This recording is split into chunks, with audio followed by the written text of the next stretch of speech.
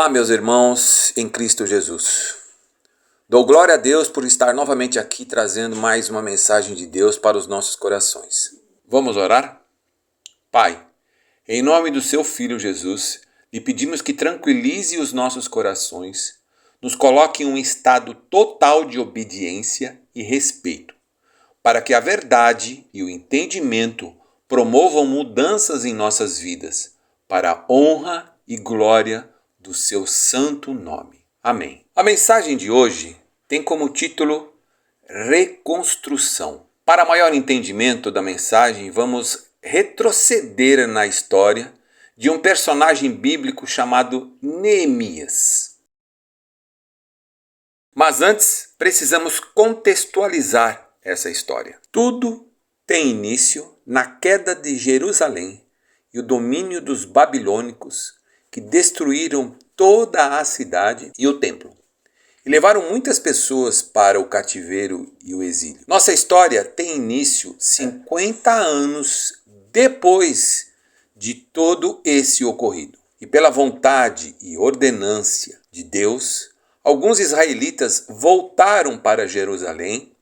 E o que aconteceu com eles e como foi essa reconstrução da cidade e do templo e da vida de cada um dessa comunidade que tinha sido dizimada.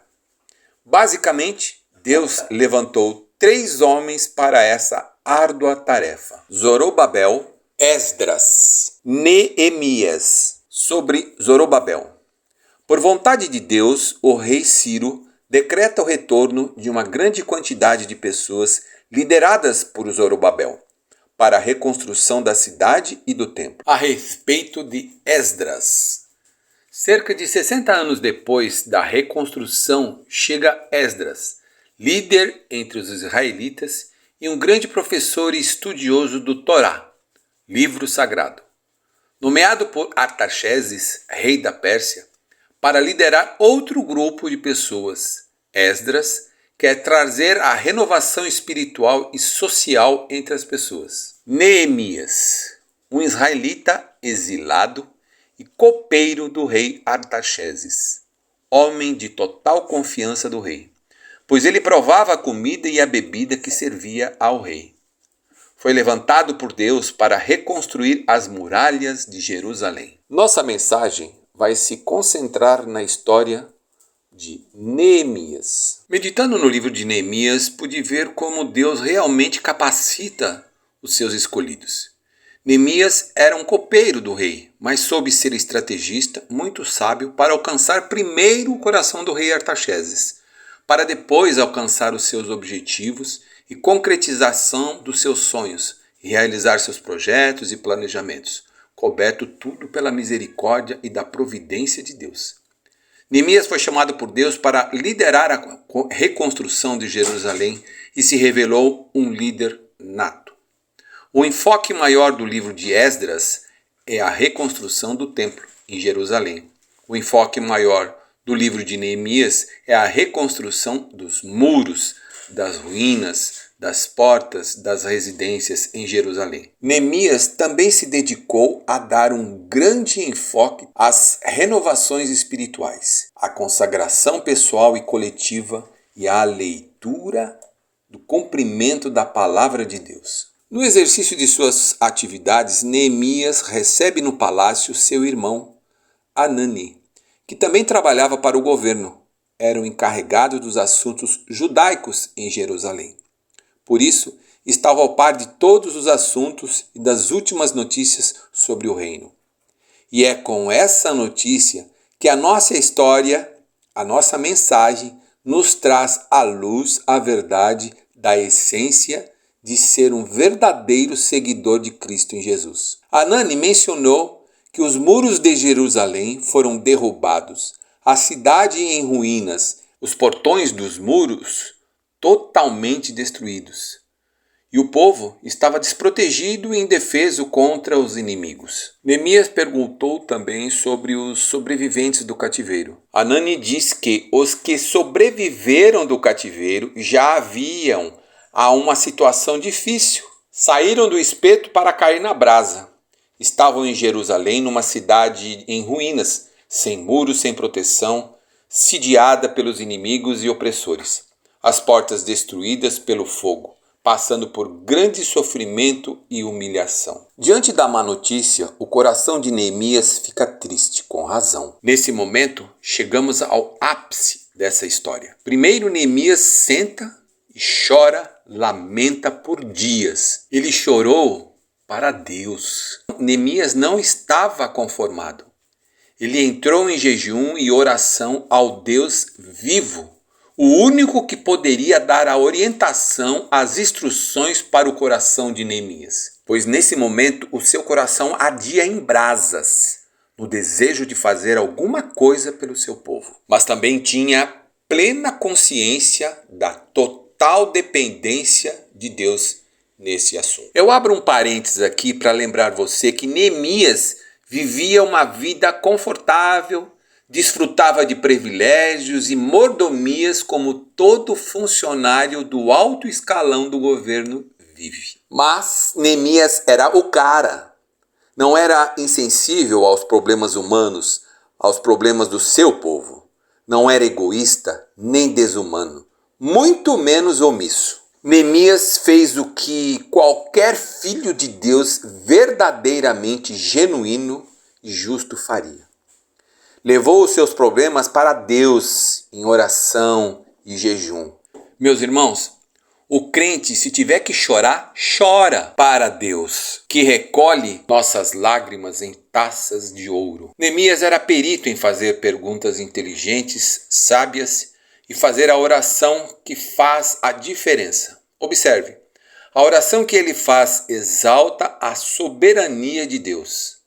Adora ao Senhor. Traz à memória os efeitos poderosos e a fidelidade de Deus que não falha jamais. Ele cita a misericórdia de Deus sobre os justos e até sobre os injustos, diante da constatação da soberania de Deus. Neemias diz que os teus ouvidos, Senhor, estejam atentos à minha oração. Neemias está dizendo, eu não estou orando para qualquer um. Não estou orando para um Deus de pedra, nem de gesso, nem de metal, nem de ouro, nem de palha e nem de pano, e nem de vidro, e nem tampouco de papel. Neemias está orando ao Deus eterno, ao Deus único, ao Deus todo-poderoso, ao Deus vivo, que tem olhos e os teus ouvidos bem abertos. É um Deus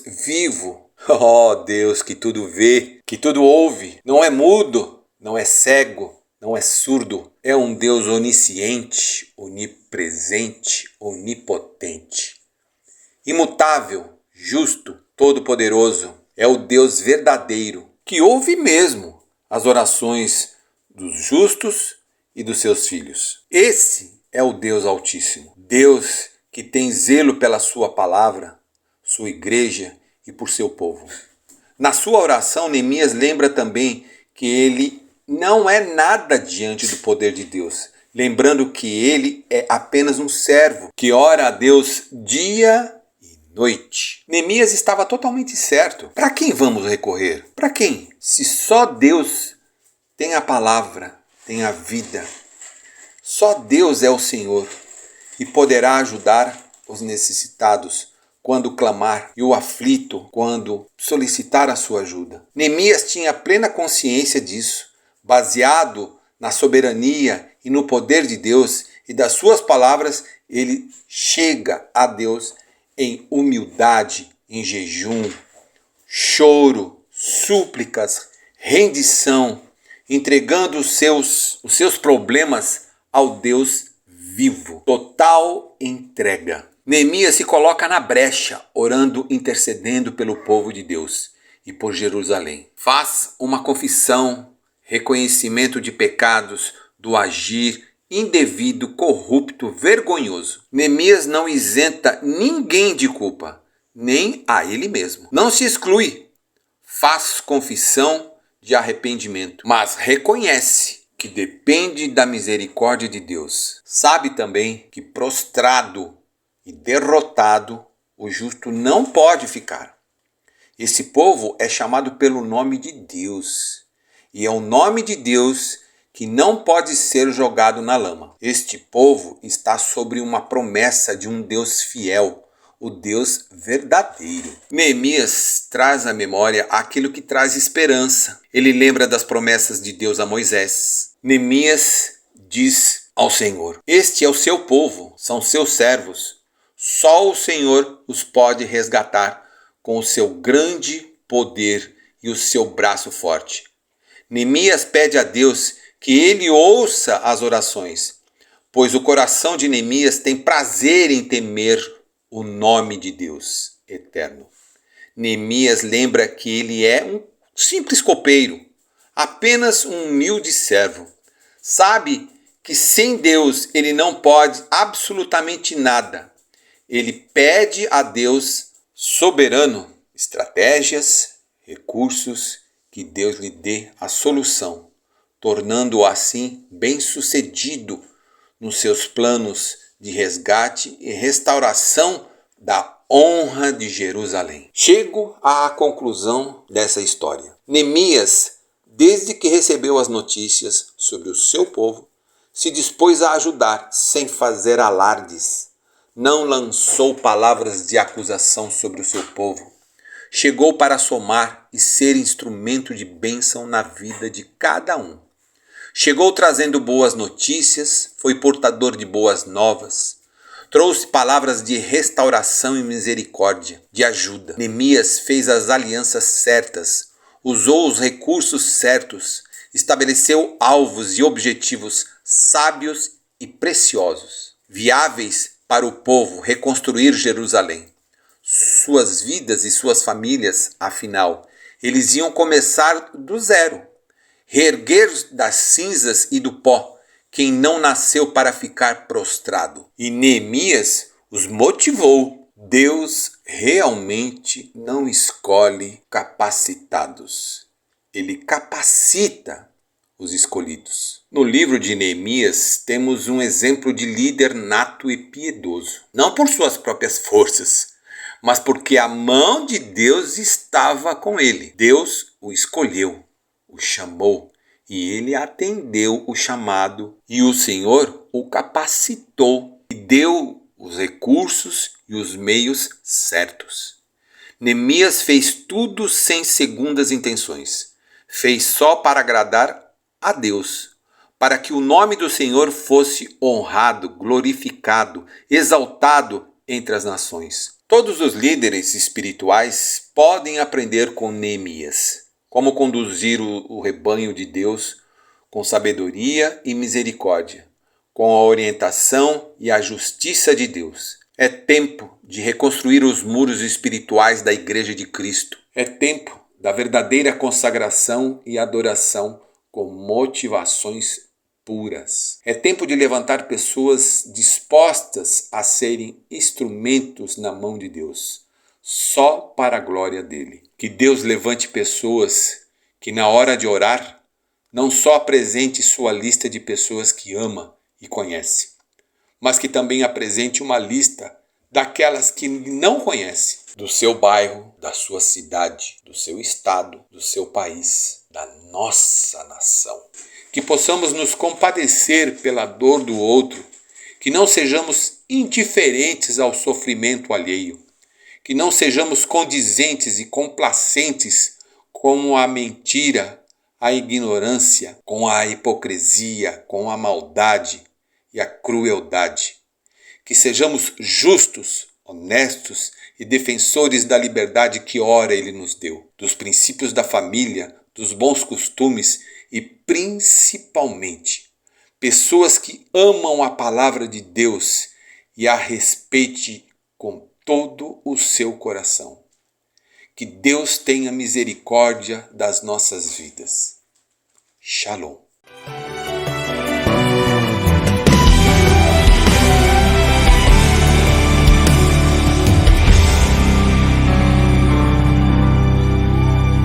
Ainda que ruínas esteja a minha vida, como Neemias, reconstruir. Por certo surgirão Sambalate e Tobias pra zombar de mim, dizendo ser